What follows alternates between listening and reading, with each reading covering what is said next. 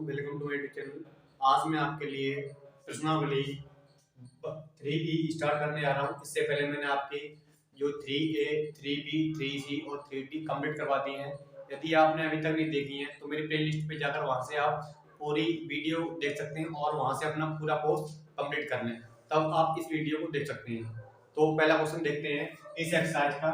इसमें बोल रहा है निम्नांकित कथनों को समीकरण द्वारा अभिव्यक्त कीजिए। इसमें बोला एक पिता की आयु उसके पुत्र की आयु से 4 गुनी है।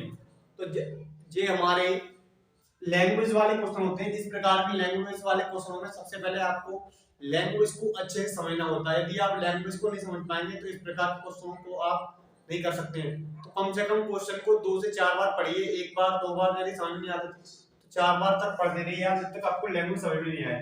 तो पहले ध्यानपूर्वक पढ़ेंगे। एक पिता की आयु उसके पुत्र की आयु से 4 गुनी है। मतलब पिता है और पुत्र है, तो पिता की आयु पुत्र की कितनी है? 4 गुनी है। अब 7 वर्ष बाद पिता की आयु पुत्र की आयु से, यहाँ पर डबल हो गया, पुत्र की 2.5 गुनी हो जाएगी। अब उसने बोला 7 वर्ष बाद वो 2.5 गुनी हो जाएगी। जैसे मान लीजिए एक पिता है, एक पुत्र है। पुत्र मान लीजिए आपका दोस्त 7 साल का है। कितने का? 7 साल का। तो उसने बोला है कि पिता की आयु 4 गुनी है। तो पिता की आयु कितनी हो गई? 4 का गुणा कर दीजिए 7 में, तो 28 वर्ष की हो गई। अब उसने बोला है कि 7 वर्ष बाद 2.5 गुनी हो जाती है। तो 7 वर्ष बाद पिता कितने के हो जाएंगे? 35 साल के। तो 7 वर्ष बाद जो पुत्र था वो हो जाएगा कितने का? 7। अब 7 वर्ष बाद वो हो जाएगा 14 का। 14 35 तो कितना हो गया? 2.5 गुना हो गया। तो जैसे जैसे हम जो भी दो व्यक्ति होते हैं जैसे जैसे आगे बढ़ेंगे तो उनकी जो गुना है, जैसे 5 गुना था, 1 साल बाद करेंगे तो 5 गुना नहीं रहेगा, कम हो जाएगा।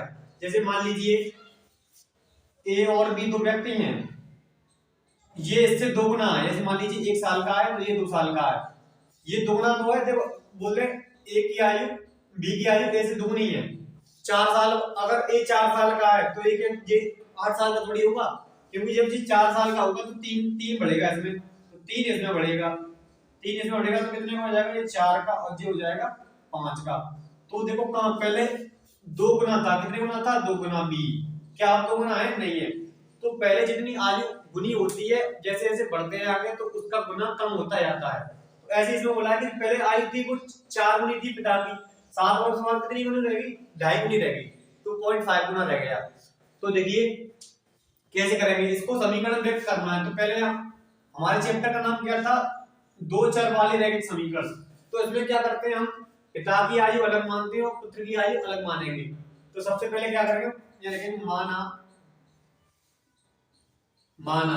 तो आप पहले पुत्र की मान सकते हैं या पिता की मान सकते हैं। पहले ज्यादातर हमेशा किसकी माने? आप पुत्र की माने, क्योंकि जब तक हमें पुत्र की मान नहीं पड़ेगी तब तक हम पिता की नहीं रख सकते। जैसे कि मैं बोलूं पुत्र 7 का है तो वो कितने का होगा? पिता 28 साल का।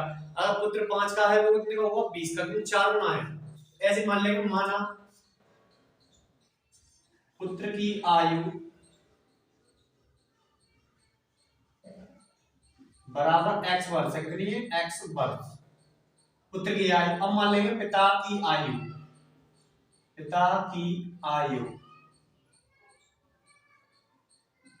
22 वर्ष।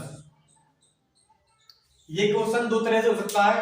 हम इसको यहाँ पर 4x ही मान सकते हैं, पर चैप्टर का नाम है हमारा 2 चर वाले रैखिक समीकरण। तो इस प्रकार के क्वेश्चनों में हम 2 चर मानेंगे, एक तो हमारा x हो गया और दूसरा हो गया y।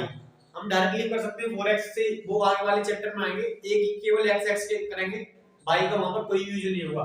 तो यहाँ पर हम x भी लेंगे y भी लेंगे, क्योंकि चैप्टर का नाम ही तक क्या था? 2 चर वाले, क्योंकि इसमें 2 चर आएंगे। तो पहले आपको ध्यान से देखना है। मैं इतना टाइम इसलिए ले रहा हूँ कि लैंग्वेज वाले क्वेश्चन है, डायरेक्टली करने बता दूंगा मैं आपको तो क्वेश्चन तो हो जाएगा, पर जो आगे वाले क्वेश्चन है आपको उसमें करना ही आएगी। तो देखिए अच्छे से, पुत्र की आयु x वर्ष, पिता की आयु y वर्ष। अब उसने क्या बोला है? प्रथम शर्त क्या है हमारी? उसने बोला एक पिता की आयु उसके पुत्र की 4 गुनी है। तो यहाँ लिखेंगे प्रथम शर्त। प्रथम शर्त क्या है? प्रथम शर्त यह है जो पिता की आयु पुत्र की कितनी है? 4 गुनी है। तो यहाँ वर्तमान में ला सकते हैं, तो यहाँ लिखेंगे पिता की आयु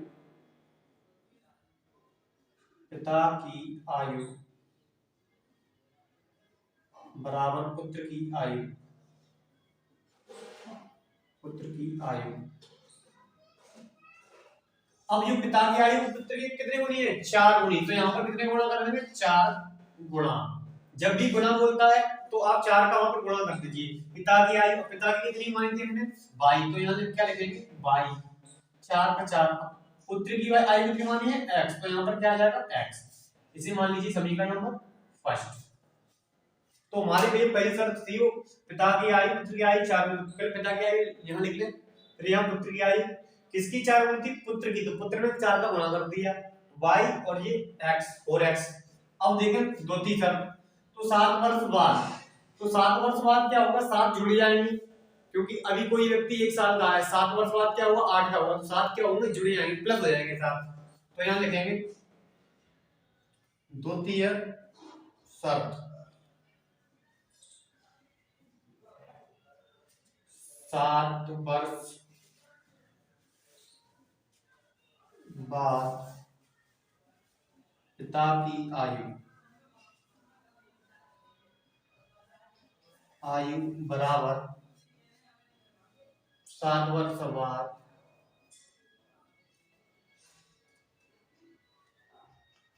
7 वर्ष बाद पुत्र की आयु।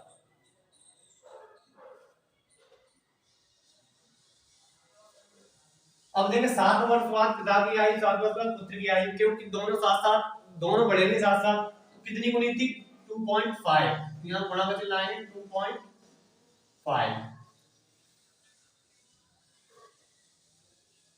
2.5 बोला तो हमने कितना लिख देंगे 2.5।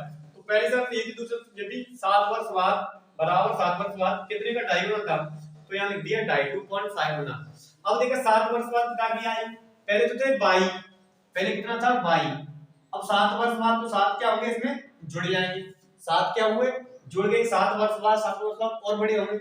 अब देखें 2.5, यहां से आप इसको पॉइंट हटा दिए, पॉइंट हटाएंगे, पॉइंट हटाने पर क्या आएगा, नीचे 10 आ जाएगा, 5 से काटेंगे से 5 बार और ये कट जाएगा 2 बार।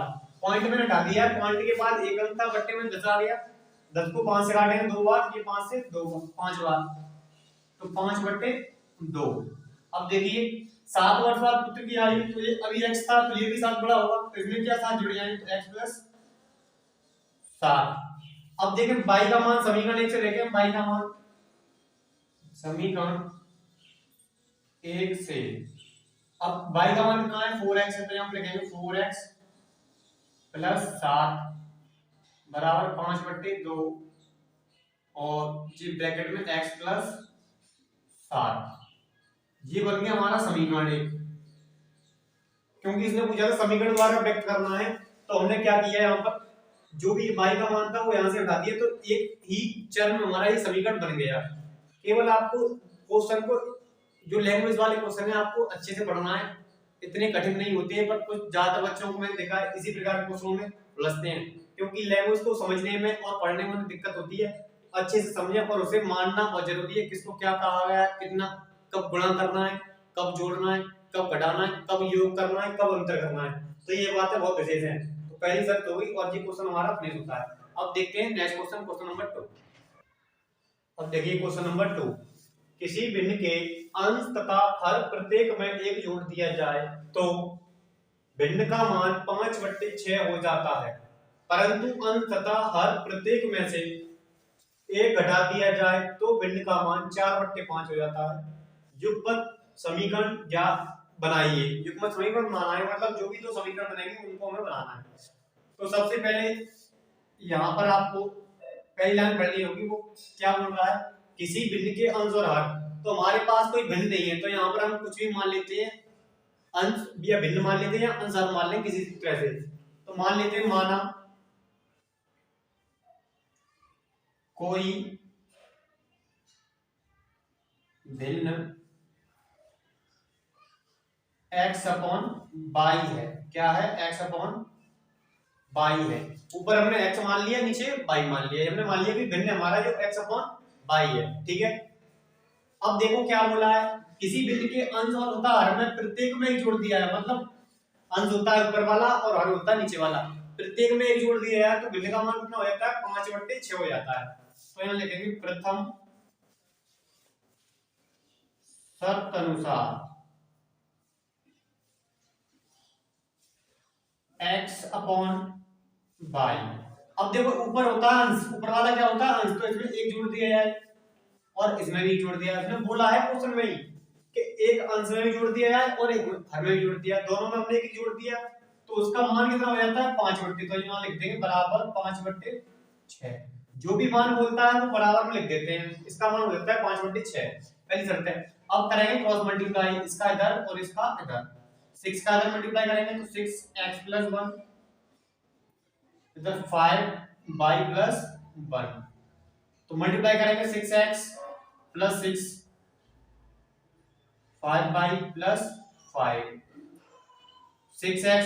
अब y वाले इन दोनों पदों को इधर ले आएंगे तो किसका हो जाएगा माइनस का 5y + 6 और माइनस का 5 बराबर 0, 6x - 5y। अब 6 में से 5 चला जाएगा कितना बचेगा 1 बराबर 0। तो पहला समीकरण हमारा ये वाला बन गया, एक समीकरण तो हमारा ये वाला बन गया। युग्मक का मतलब होता है दो दो समीकरण होते हैं पेयर में, युग्मक समीकरण। एक समीकरण हमारा ये वाला आ गया, हमें क्या करना था पहले दोबारा बता दे रहा हूं, पहले जो भी भिन्न हमने वो मान लिया। अब उसने बोला अंश और हर में एक जोड़ दिया, प्रत्येक में जोड़ दिया, प्रत्येक का मतलब अंश में भी एक जोड़ दिया और हर में भी दोनों जोड़ दिया, उसका मान कितना हो गया 5/6, यहाँ लिख दिया। क्रॉस मल्टीप्लाई कीजिए, अब दोनों जो भी पद है उनको उधर ले आइए तो ये माइनस के हो जाएंगे, माइनस के और जो ऐसे से हमारा पहला समीकरण। अब देखेंगे दूसरी शर्त क्या है, दूसरी शर्त देखें, द्वितीय शर्त, द्वितीय शर्त अनुसार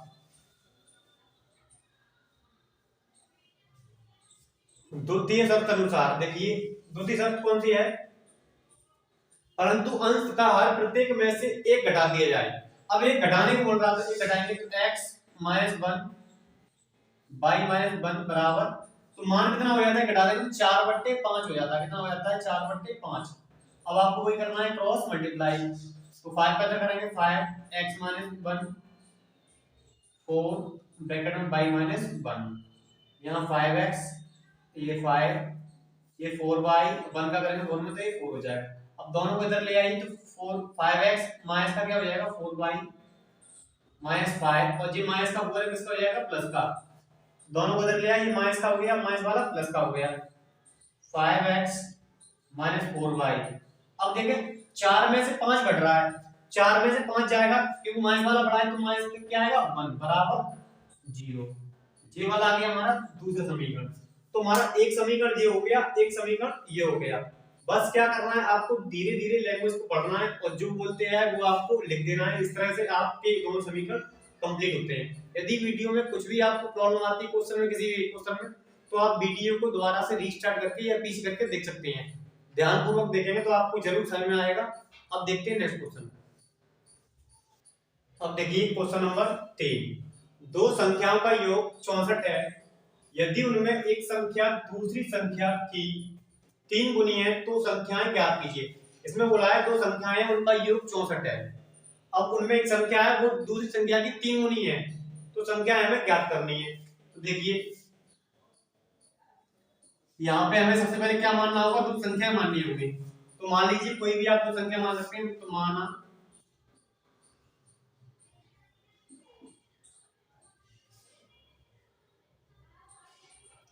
दो संख्याएं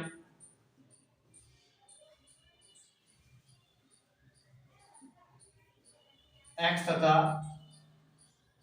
y है, क्या है x तथा y है।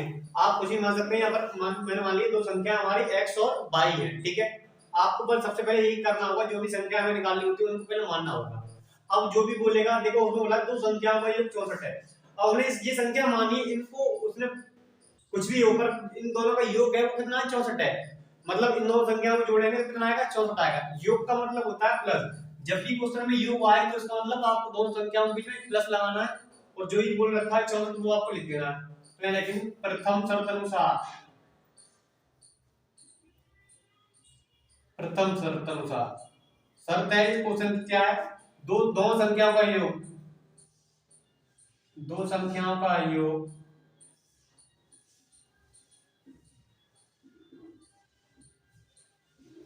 कितना दे रखा है, 64 दे रखा है। अब दो संख्या हमारी कौन सी है, x प्लस वाई, तो x प्लस वाई बराबर 64, ये हो जाएगा समीकरण नंबर फर्स्ट हमारा। क्योंकि दो क्या हमारी x और प्लस वाई है, योग का मतलब दोनों को जोड़ना है, प्लस करना है, तो कितना दे रखा है, 64 दे रखा है। अब देखेंगे, अब बोला उसने यदि उनमें एक संख्या दूसरे की 3 गुनी है, दूसरी शर्त क्या है, द्वितीय शर्त, एक संख्या क्या दूसरी की 3 गुनी है, तो आप किसी भी संख्या को दूसरी की 3 गुनी कर सकते हैं। तो यहाँ x मान लीजिए और ये 3y, तो मैंने मान लिया ये x है वो y की क्या है, 3 गुनी है, कुछ भी आप y बराबर 3x भी कर सकते हैं, कुछ भी कर सकते हैं। उसने एक संख्या और दूसरी की 3 गुनी है, तो एक संख्या मैंने लिख ली x, दूसरी क्या बची y, इसकी 3 गुनी कर दी, इसको मान ली समीकरण नंबर 2। अब देखेंगे समीकरण 1 व 2 से, समीकरण 1 व 2 से देखिए 1 व 2 से, अब यहाँ पर x प्लस वाई, अब x का मान इसमें रख दे रहे हैं हम, x का मान रखते हैं समीकरण 1 में, तो x का मान क्या है 3y, तो यहाँ पर देखें 3y, अब देखो x के 3y लिख दिया प्लस क्या है y बराबर 64, 3y और y कितना हुआ 4y बराबर 64। अब y का मान निकालेंगे, 64 बट्टे में कितना आएगा 4, 4 से काटेंगे 64 कितने बार कटेगा 16 बार, तो y का मान आ गया हमारा 16, कितना आया 16। तो हमारी एक संख्या तो 16 आ गई, अब दूसरी संख्या निकाल ली, दूसरी संख्या क्या थी हमारी x, अब y का मान रख देंगे समीकरण नंबर 2 में, तो y का मान समीकरण 2 में रखने पर, समीकरण 2 में रखने पर 2 हमारा ये है x 3, अब y का मान कितना आया है 16 आया, तो यहाँ लिख देंगे 16, तो 16 दिया 48, तो इस तरह से x का मान क्या आया 48 और y का मान आ गया 16, दोनों संख्या हमारी आ गई, दो संख्या क्या बनी थी x और y, x का मान 48, y का मान 16। अब लास्ट में लिख देंगे अतः संख्याएं 16, 48, आंसर क्या हुआ 16 और 48, जो भी हमारे x y के मान आए वो हमारे 16 48 ये हमारी संख्याएं हैं। तो एक संख्या दूसरे की 3 गुनी है, 16 3 48, देखो ये 3 गुनी संख्या है, इन दोनों जोड़ेंगे तो 64 आएगा। तो क्या करना है, इस प्रकार क्वेश्चन आपको पढ़ते आना है और जो भी समीकरण बनना है बनाते हैं, फिर वहां से x और y की वैल्यू निकालनी है, आप किसी भी तरह से x y की वैल्यू आपको निकालनी है, वही आपके आंसर हो जाएंगे। ठीक है, तो आज की वीडियो में इतना ही, मिलते हैं नेक्स्ट वीडियो। यदि आपने अभी तक चैनल सब्सक्राइब नहीं किया है, नए हैं पहली बार देख रहे हैं, तो प्लीज मेरे चैनल को सब्सक्राइब कर लें, क्योंकि यहाँ पर मैं 10th क्लास का यूट्यूब का पूरा कोर्स कंप्लीटली फ्री कराने वाला हूँ। धन्यवाद।